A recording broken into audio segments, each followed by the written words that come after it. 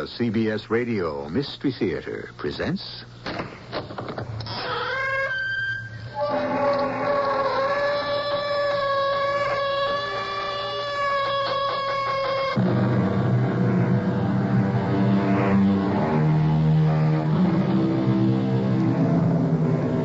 Come in. Welcome. I'm E.G. Marshall.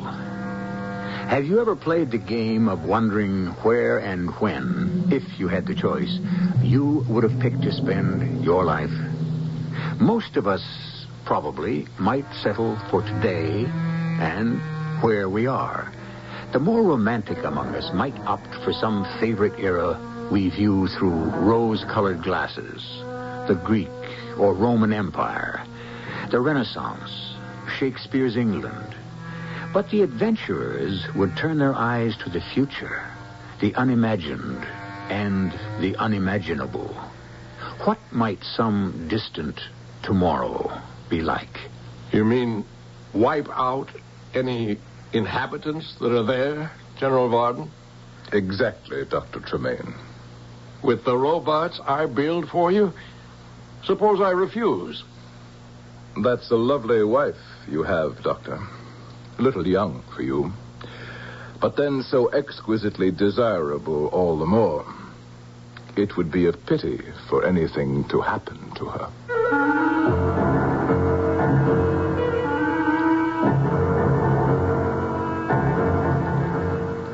Our mystery drama, Strange New Tomorrow, was written especially for the Mystery Theater by Ian Martin and stars John Beale and Terry Keane. It is sponsored in part by Sunkissed Growers Incorporated. I'll be back shortly with Act One.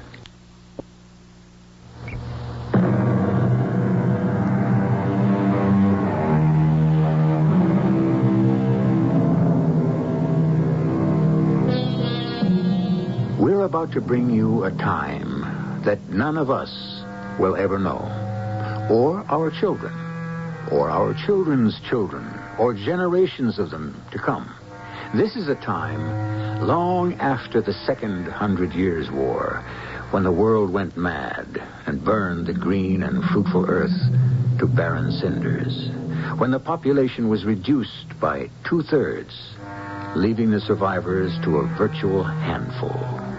This is a time of an absolute autocracy, a state in which every individual is born by selective breeding and condemned by the state to function only in the area prescribed for him or her. This could be what the future will be like. Ralph? Yes, Una, dear? It's time for your medicine. Oh, you don't have to act like a wife when we're alone. It can wait. I want you to take it. You need it. I may need it, but it won't help. In a minute. What are you looking at? The return of the conquering hero. Leader of our regiment's defender of the faith, General Mark Varden. Homeward the heroes from the hunt. Pirates and freebooters all. With their living plunder. With not one grain of moral sense. And not the compassion of one heart among them. Have they been on another... Let me close the windows. I don't even want the wind from their exhaust to touch me. You were saying, my dear? I was just asking if they'd been on another galactic raid. Beyond doubt. More and more frequently. Varden and that evil young man who's elevated himself to emperor are getting desperate, as well they should. Emperor Condor is sitting on an uneasy throne. You think he might be overthrown? Oh, not from within. As long as he has his robot army to protect him. And as long as fresh blood is brought in to keep them from extinction, the people will still cling to hope. Although there isn't any. Hope for what? Oh, it's a long story, my child. A long history. And I don't feel like telling it tonight. Of course, you mustn't. You look tired and you... Oh, Ralph, you look so ill. I'm suffering from a chronic complaint, old age. Dr. Ralph Tremaine, Professor of Cybernetics, Emeritus. But you are not retired. No, not quite yet. There are things I have to finish. You hear that? What, Ralph? The silence. The ship has landed. Now they'll feed the poor souls, whoever they are, to the lions.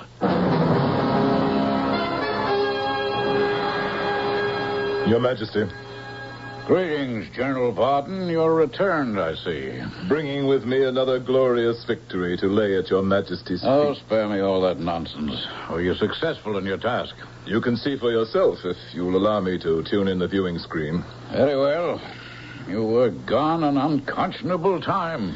These missions get more and more difficult. Why? Let me show you the fruits of this one first. There. It's coming into focus now. There's the latest catch. Mm-hmm. And where are they from? Rubos, a planet in the 9th galaxy.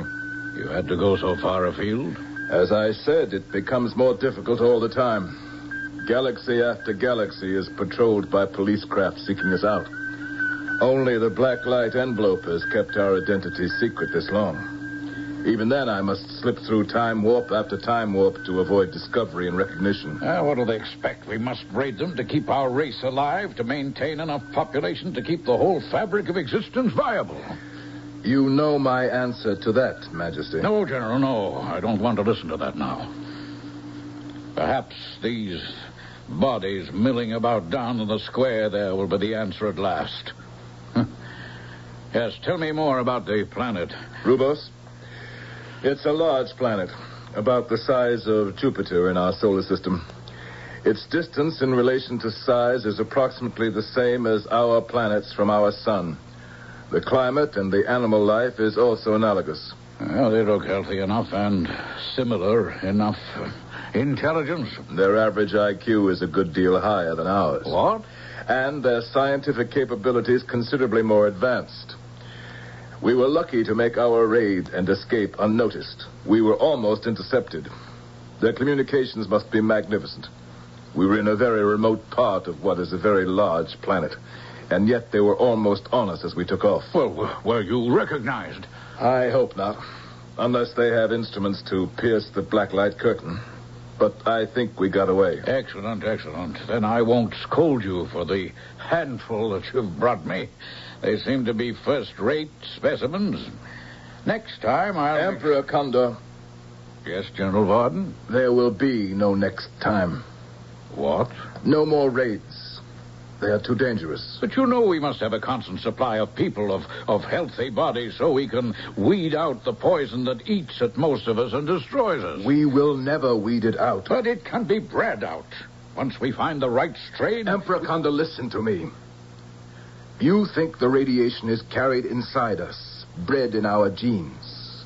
I don't believe it is.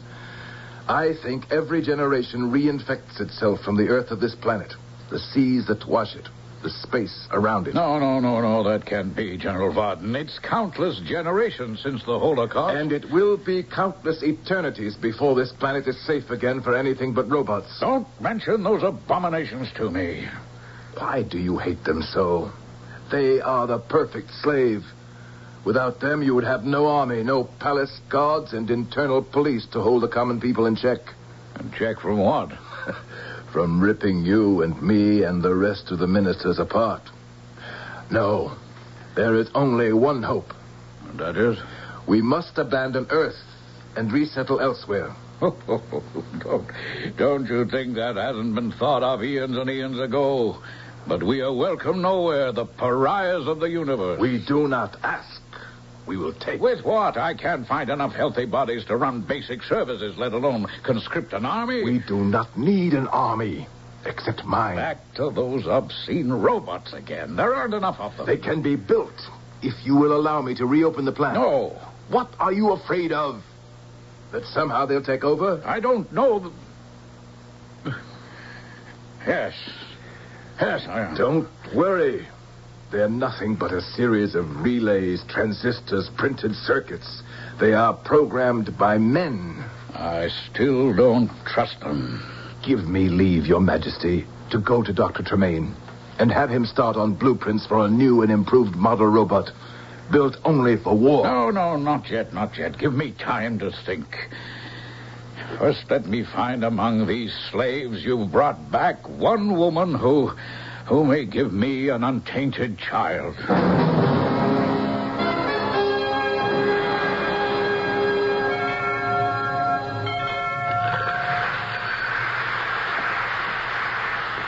Yes? Quickly, I must not be seen. Close the door. Who are you? I am General Mark Varden. Close it. Forgive me, General. Who are you? I am Una. You are a very beautiful woman, Una. Am I? Yes. Where did you come from? General Varden. To what do we owe the honor of your visit to me? Oh, I see you've met my wife.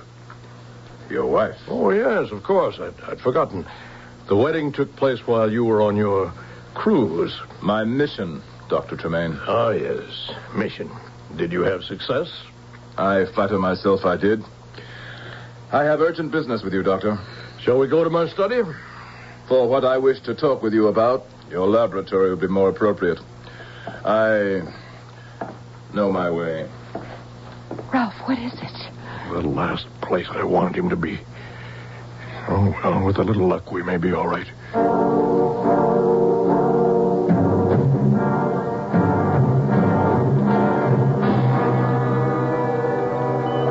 Close the door, Dr. Tremaine. Very well.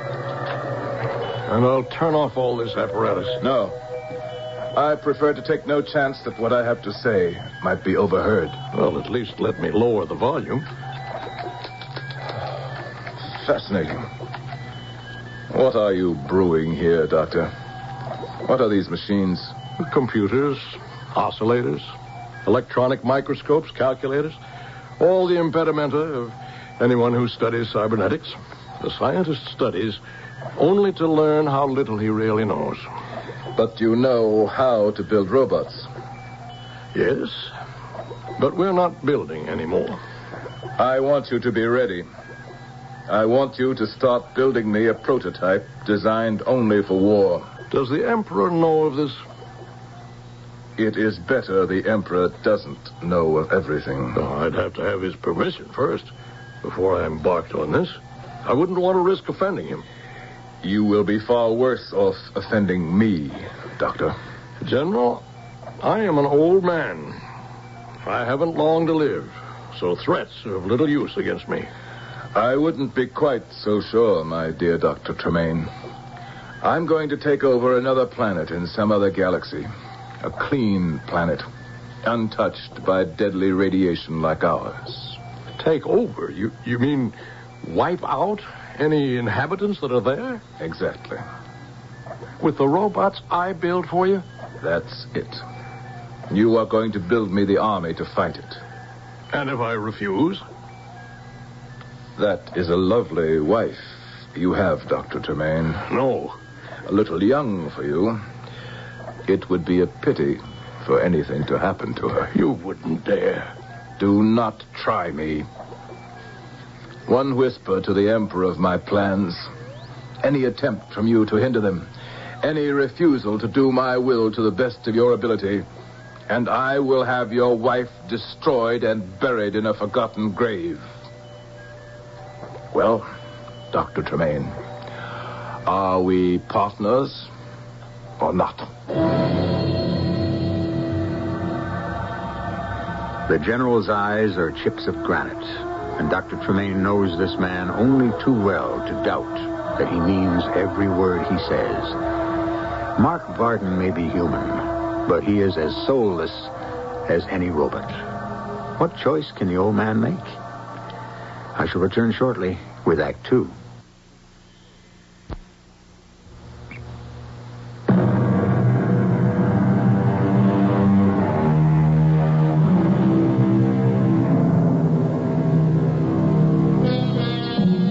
Perched perched on the edge of a table in Dr. Tremaine's laboratory as he awaits the old man's answer. General Mark Varden lets his hawk eyes roam idly about the room. It is the ordered clutter of a busy scientist who is half chemist, half electronics wizard. His eye has just fallen on a large black box, almost like a coffin, when the old man speaks. You're right, General Varden. I have no choice.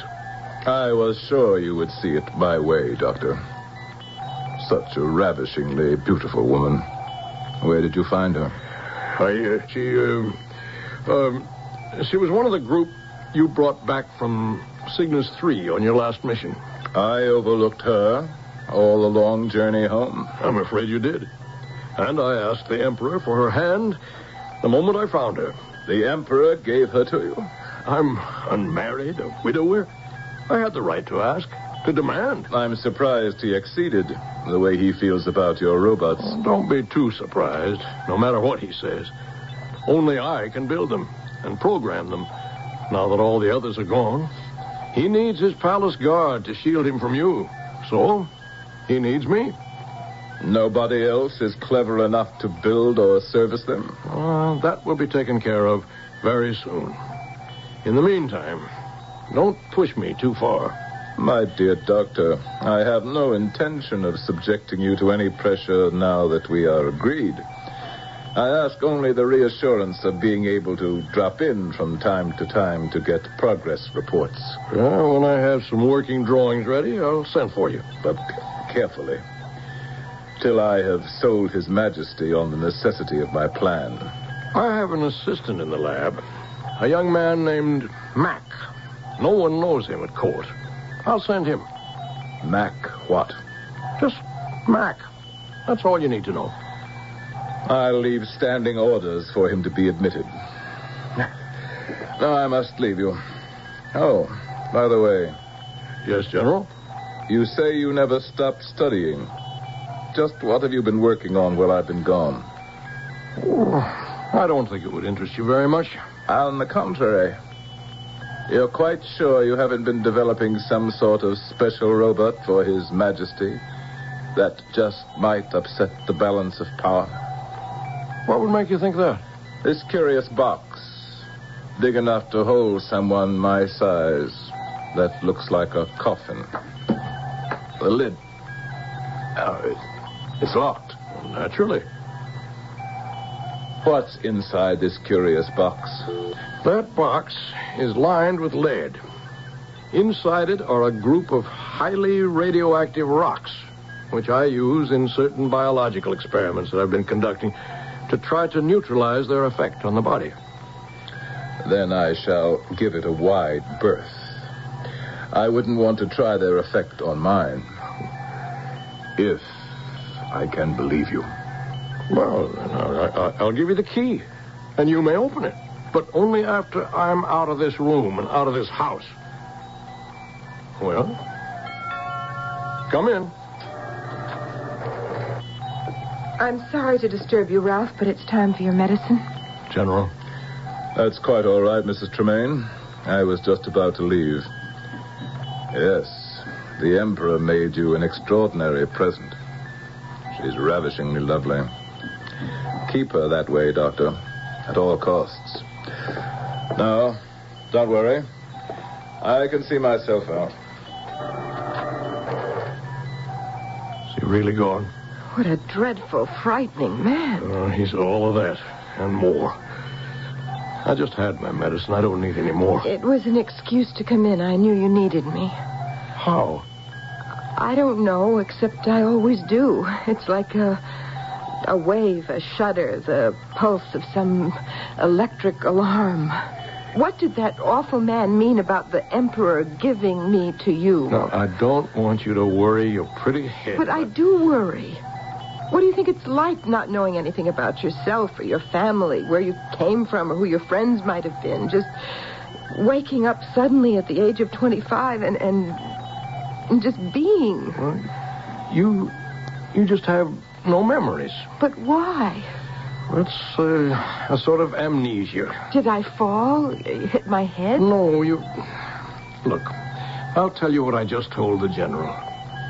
You know this shipload of unfortunate people he just brought back? That he captured his slaves?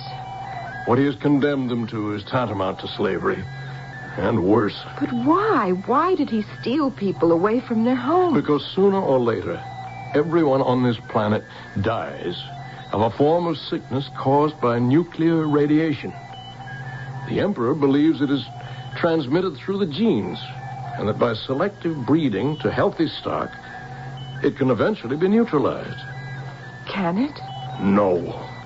Even if it were possible, this whole globe is one mass of radioactivity that would reinfect everyone again. Has it infected me? No. And it never will. I promise you that. But the others, all those poor women I saw on the viewing screen. They'll be sold to any male who's not yet given any signs of having the sickness. What a terrible, cruel man to try to drag the rest of the universe down because of our misfortune. And it's all so futile. The Emperor won't believe it, but the cancer is already growing within him. If he had laid eyes on you, he undoubtedly would have chosen you as one of his consorts. Well, how did I escape? Oh. Is that what you told the general, that you took me instead? That's what I told him. But I have been no real wife to you. My dear, sweet girl. The marriage was only so I could hide you away and keep you safe. I think of you as a daughter. I had only one wife, and she died a long time ago. Of the sickness? Yes. And you know something? You were created in her image. You look exactly like her. Oh, Ralph, I do love you. And I feel so close to you. And I want you to know how strong my love is. That's all I want to hear. Give me all of it you want, but as a daughter. The child I never had. Because you were afraid that... Because if I couldn't give life, I refuse to bring anything into this world. You will be meeting someone soon. He'll be working with me, and it will be impossible to conceal his presence from you. He's someone very special, and I want you to understand about him. Is it a coffin? Oh, no. It's more like a cradle. I'm afraid suddenly. There's nothing to be afraid of. You'll see.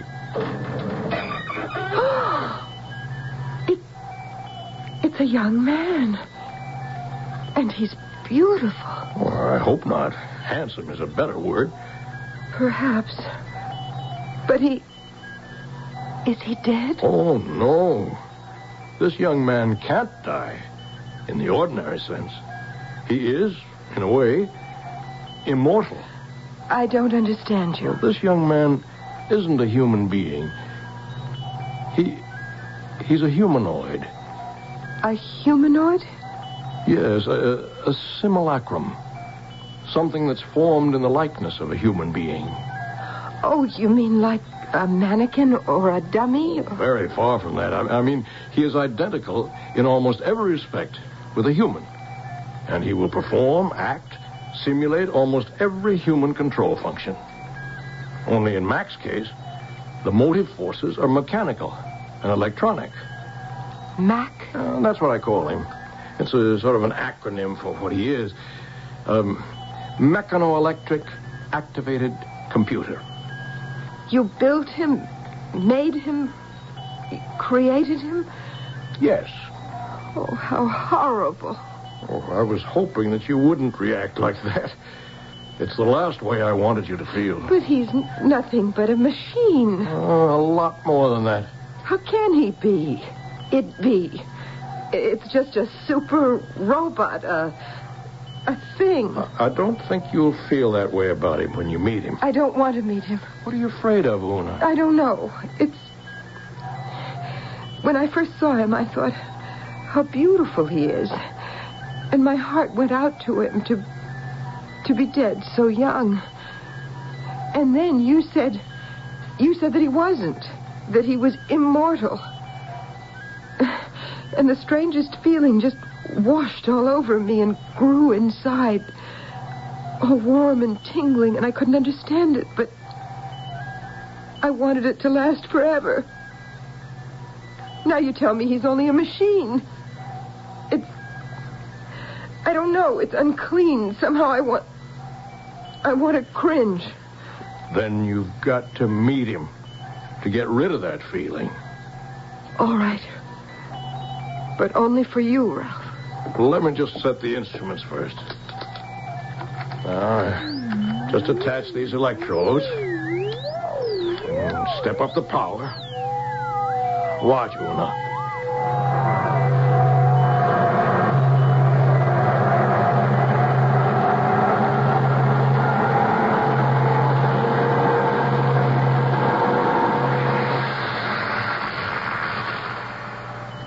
Wake up, Mac. Time to get to work. Oh, Doctor, did I fall asleep again? Not exactly. And cheer up, you won't anymore. Except when you decide to. Oh, Mac, I want you to meet my wife. It's a pleasure to meet you, Mrs. Tremaine. How do you do? Just great. I mean, you're really something to wake up to. I told you he'd surprise you. I'm not surprised. I'm frightened. Of me? Well, why? I don't know. I just don't want to... I'm afraid to be near you. I don't want to be near you. Did I do something wrong, Doctor? No. I'm the one. I just hope there'll be time enough left to set it right.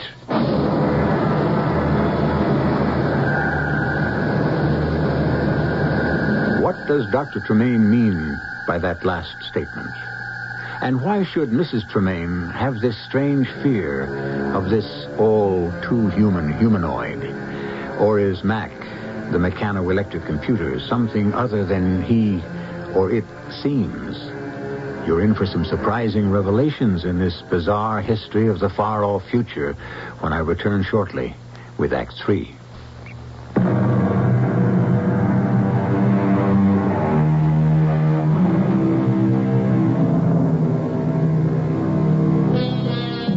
Weeks have passed. In the course of them, for whatever reasons of his own, Dr. Tremaine has tried to bring Una and his protege, Mac, together as much as possible. But Una still reacts to Mac with that strange, inexplicable fear. And the humanoid, although he obviously holds her in admiring awe, seems happy to have as few encounters with her as possible. But a rush of events are moving to a startling climax. A climax that builds rapidly as Mac visits General Varden at the palace, bearing a message from Dr. Tremaine. What does he mean he won't design the robots I ordered? I think he explained that in the message, General. You mean this nonsense about not being able to build machines of war? Well, if I remember, what he said was he can't. A can't in all conscience, I think was the phrase. I don't like your attitude. I have no attitude, sir. I was only trying to set the record straight. I find you insubordinate. What's your name? Mac, General. Mac who? Just Mac, that's all. Are you trying to make a fool of me? Oh, no, sir. Varden. General Varden, turn up your viewing screen so I know you're there. Yes, Your Majesty. That's better. I want to see you in my office immediately.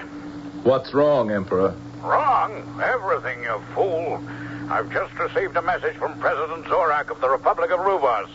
Your ship was identified on that last raid, and now he's on his way to our planet to blow us out of the sky. Does he say when? No. Then with luck, I still can intercept him. I'll be right in, Your Majesty. You. Did you hear that? Yes, I did, General. Then take this message back to Dr. Tremaine. You tell him to get his blueprints ready for my factory to go into production. I need an army of robots, and they only have to do one thing, fight. And you tell him also that he'd better conform, or his wife will be the one to pay the price.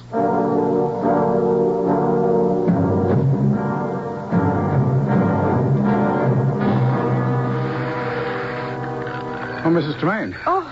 I'm sorry if I startled you. Don't come near me. Why do you dislike me so? Look, I've got to see Dr. Tremaine first, but I would like... He's resting. I don't want him disturbed. Well, it's important. I have a message from the general. It can wait. Oh, but you don't understand. You're the one in danger. The general threatened... You don't have to worry about the general's threats. My husband got a promise for protection from the Emperor before he told him about General Varden's planning to build the robots in secret. My husband and I have nothing to fear from him. He should be under arrest by now. Does that satisfy you? Well, yes, No.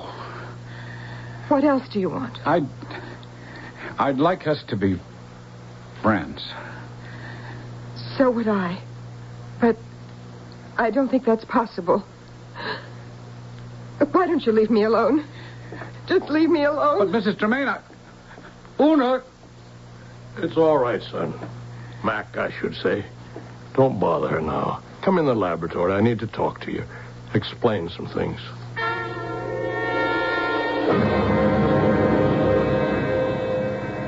General, there will be no necessity to fight. What do you mean? I contacted President Zorak and made, shall we say, an arrangement. Am I to be informed of it? Yes, I've offered to return to him all his people who were abducted. And that satisfied him? Oh, I've also offered him you, as the criminal responsible for the brutal pirate raid, to do with as he likes. And you trust him? Without me, there's no one to fight him. And after he took off with me as prisoner, he'd still devastate this planet till there was not a living, breathing human being on it. Oh, he intends to do that, of course. They're all dying anyway. They? What about you? You'll die with them. Certainly not. He has promised me safe conduct to his country and the right to take my personal fortune with me.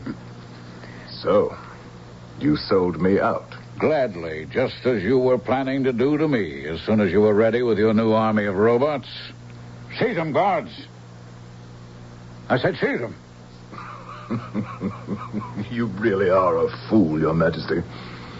Just because these metal bodies are painted with the royal purple on their breasts, emblazoned with your coat of arms, you think that makes them yours? Seize him, my captains. Oh, let me go. I am the Emperor. We're the Emperor.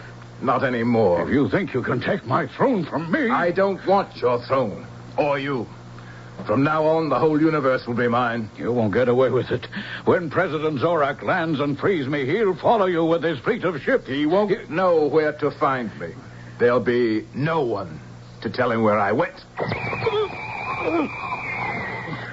The king is dead. Long live the general.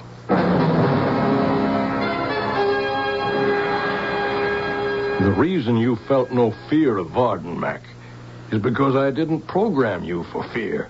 Well, you mean, Dr. Tremaine, that every reaction I have you built into me? Yes. I picked a human model for you and tried to shape you as close to that model as I could, with certain exceptions. Who was the model, sir? Myself. You, sir? Well, very proud, but why would you want to go to all that trouble to duplicate yourself? Well, maybe because I had no other model I knew so well. And maybe because I'm dying and every man reaches for immortality. That's a part of it, but not all of it. Not the real reason. And I made such a botch of it. I'm sorry if I don't measure up, sir. I'm the one to blame. I got to ask you to help me, Doctor. I can't stand it any longer. Oh, I'll help you in any way that I can. Then unmake me, sir. Destroy me. Dismantle me. Why? Because I love her and she can't stand the sight of me. She loathes me. And I don't want to go on being knowing that. Why, Doctor? Why does she hate me so?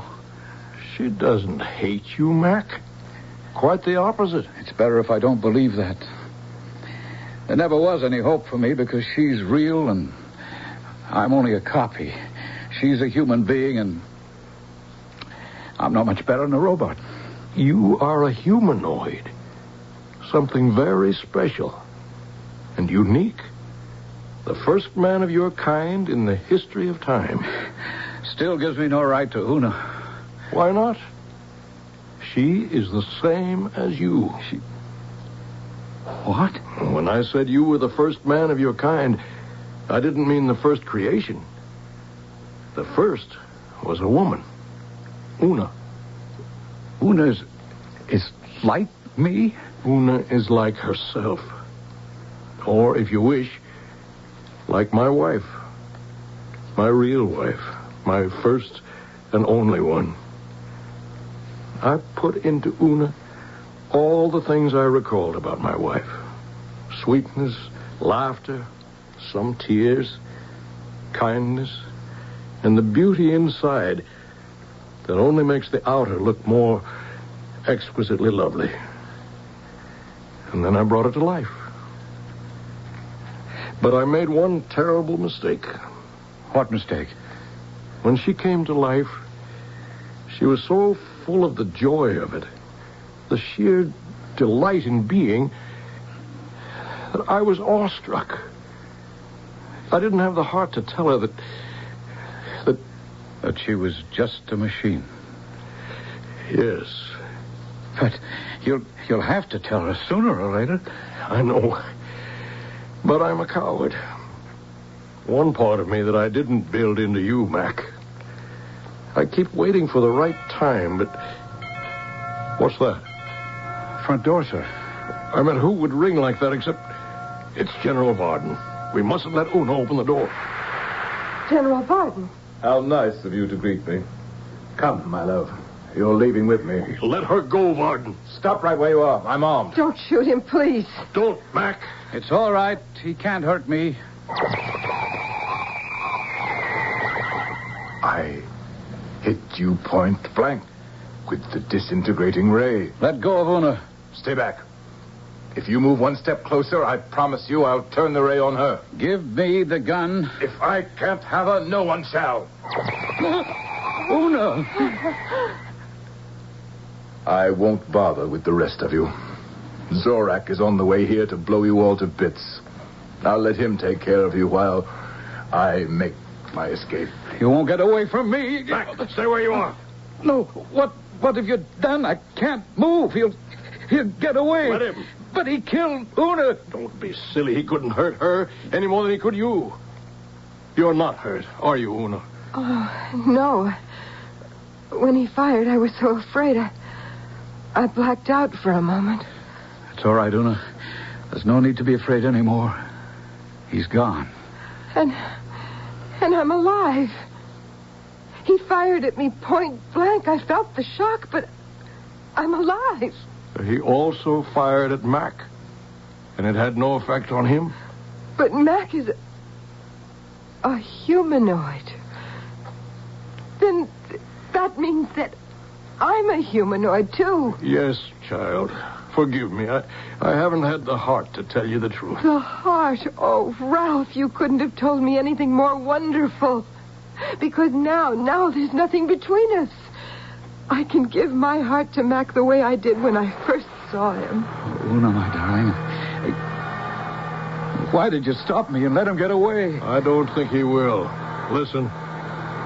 Zorak has caught him. General Varden has opened fire. That means that Zorak will know he's been betrayed. If he defeats the general, then he'll bomb us all to dust. I don't care as long as we're together, Mac. You don't have to care. He can't harm either of you. Oh. Doctor. What is it? It's the curse of this planet. Finally taking him. Come on, Una. Help me get him to bed.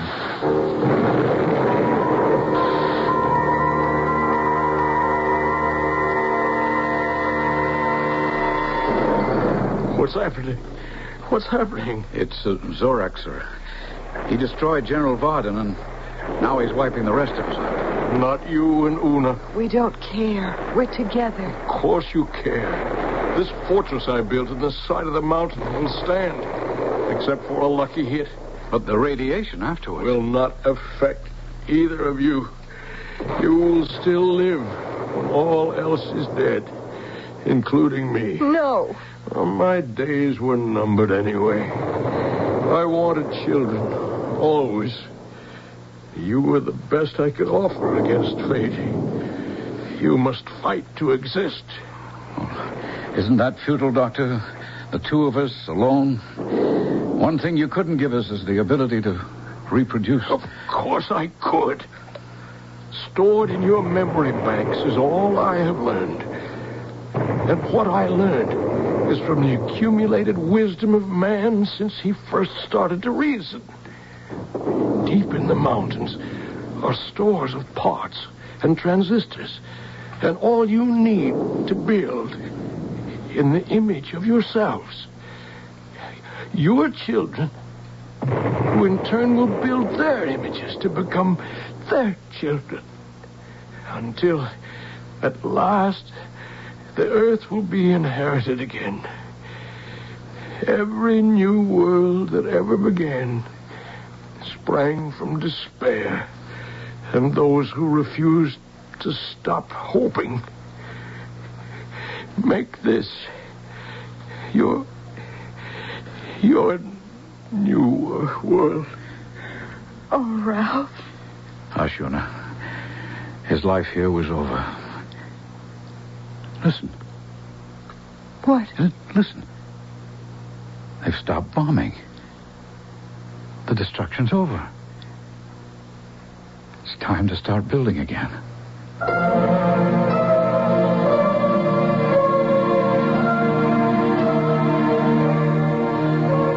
Is there a moral in this story? Ask yourself. The amoeba reproduces by separation, a flower by cross-pollination, sponges and spores in their own spontaneous fashion. The animal kingdom is not the only one and holds no royal prerogative. Who is to say that tomorrow what we think of as a machine may not capture the future? When an orange says Sunkissed on the outside, you know it's juicy and sweet on the inside. Hey, Sunkissed sweet, it'll knock you off of your feet. It's so fresh and juicy, plump and heavenly. Hey, Sunkissed sweet. Sink your teeth into a big, bursting, sweet, succulent, scintillating, juicy, vibrant, luscious, lip-smacking, mouth-watering, tongue-tickling, sun-kissed orange. Hey, Sunkissed sweet. Minutes seem like hours when you sometimes have trouble getting to sleep. Wouldn't you like to get to sleep fast? Announcing new Unisom. A different generation sleep aid. The only one with doxylamine. To our knowledge, Unisom is the only non-prescription sleep aid proven effective in clinical tests. When you sleep better, you feel better. For occasional sleeplessness, take new Unisom. Use only as directed. CBS, we're gonna make your day. CBS Television is gonna make your day. As one of America's most popular daytime dramas, The Young and the Restless now becomes twice as special as it expands to 1 hour. Treat yourself to television's hottest dramatic show, The Young and the Restless, now a full hour every afternoon on CBS Television. Check your local listing for the right time. CBS, we're gonna make your day. I'm Susan Anton. It's a good feeling to sleep the night away on a perfect sleeper by Fiddle. Pillow Soft is the ultimate in sleep. Unique extra thick cushioning for heavenly comfort on top. Ultra firm support inside. Perfect sleeper Pillow Soft. Firmness that feels good. Be a perfect sleeper. Buy a perfect sleeper. Perfect sleeper by Fiddle.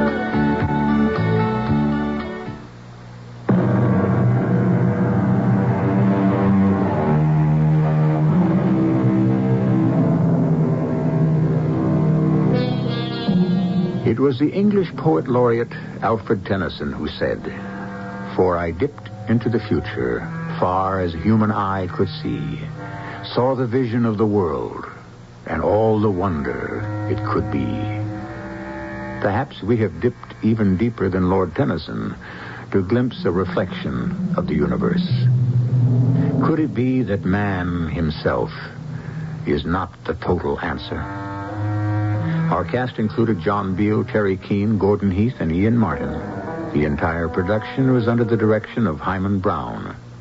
This is E.G. Marshall inviting you to return to our Mystery Theater for another adventure in the macabre. This is the voice of the Rocky Mountain West.